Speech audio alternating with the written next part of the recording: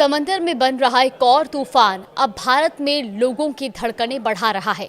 बताया जा रहा है कि इस दौरान 100 किलोमीटर प्रति घंटे की रफ्तार से तूफानी हवाएं भारी तबाही मचा सकती हैं। नमस्कार, आप देख रहे हैं न्यूज़ 18 का डिजिटल प्लेटफॉर्म और मैं हूं आपके साथ जागृति खंतवाल। भारत मौसम विज्ञान विभाग यानी कि IMD के अनुसार यहां बंगाल की खाड़ी में बन रहा कम दबाव का क्षेत्र लगातार मजबूत हो रहा है और अगले 48 घंटों में ये एक चक्रवाती तूफान में बदल सकता है। IMD ने इसे लेकर अलर्ट जारी करते हुए बताया कि ये सिस्टम 26 नवंबर के आसपास चक्रवात सेन्यार यानी कि साइक्लोन सेन्यार का रूप ले सकता है और इसके असर से ओडिशा के तटीय इलाकों में 25 से 27 नवंबर के बीच बारिश की संभावना है।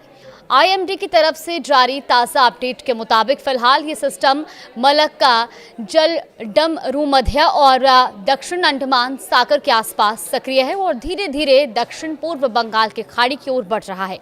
ये सिस्टम अभी मुख्य भूमि से लगभग 1000 किलोमीटर दूर है, इसीलिए इसके सटीक रूट और असर के बारे में साफ जानकारी मिलने में थोड़ा और समय लग सकता है। सेन्यार तूफान से निपटने की अब कैसी तैयारी है, चलिए वो भी आपको बता दें। दरअसल IMD के मॉडल संकेत दे रहे हैं कि ये सिस्टम 24 नवंबर तक डिप्रेशन और 26 से 27 नवंबर तक चक्रवाती तूफान में तब्दील हो सकता है।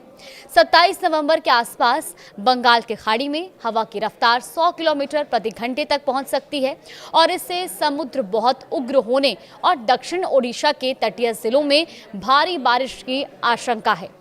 एक रिपोर्ट के मुताबिक ओडिशा के राजस्व और आपदा प्रबंधन मंत्री सुरेश पुजारी ने कहा कि राज्य सरकार अलर्ट पर है और संभावित चक्रवात से निपटने के लिए तैयारियां कर ली गई हैं।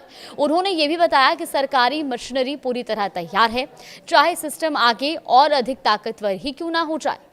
ये सिस्टम सबसे पहले अंडमान और निकोबार द्वीप समूह पर प्रभाव डालेगा और इसकी वजह से 26 नवंबर तक द्वीपों में भारी से बहुत भारी बारिश की संभावना है।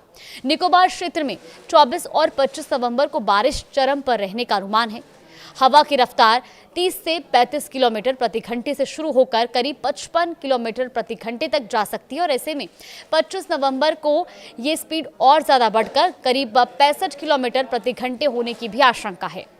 अब तूफान के रूट पर मौसम वैज्ञानिक क्या कह रहे हैं वो भी आपको बता दें। दरअसल इस तूफान के रूट को लेकर अभी असमंजस की स्थिति बनी हुई है। मौसम वैज्ञानिक ये आकलन कर रहे हैं कि 26 नवंबर के बाद ये तूफान तमिलनाडु, आंध्र प्रदेश तट की ओर बढ़ेगा या उत्तर की ओर मुड़कर ओडिशा, बांग्लादेश की दिशा लेगा। फिलहाल लोगों को नियमित मौसम अपडेट पर नजर रखने की भी सलाह दी गई है। IMD ने ताज़ा अलर्ट में मछुआरों को 25 नवंबर तक अंडमान सागर और दक्षिण पश्चिम बंगाल की खाड़ी में समुद्र में न जाने की सलाह दी है। दक्षिण पूर्व बंगाल की खाड़ी के लिए ये चेतावनी 28 नवंबर तक जारी रहेगी। समुद्री इलाकों और निचले तटीय क्षेत्रों में स्थानीय प्रशासन निगरानी बढ़ा चुका है। बंगाल की खाड़ी का सिस्टम जैसे जैसे ताकत पकड़ रहा है, पूर्वी तट के सभी राज्यों को अलर्ट पर रखा गया है। मौसम विभाग ने यह भी कहा है कि अगले 48 घंटों में स्थिति और स्पष्ट होगी और उसके बाद संभावित चक्रवात मार्ग और प्रभाव पर विस्तृत चेतावनी और जानकारियां भी जारी कर दी जाएंगी। फिलहाल इस खबर में आगे भी अपडेट जानने के लिए आप देखते रहिए न्यूज़ 18।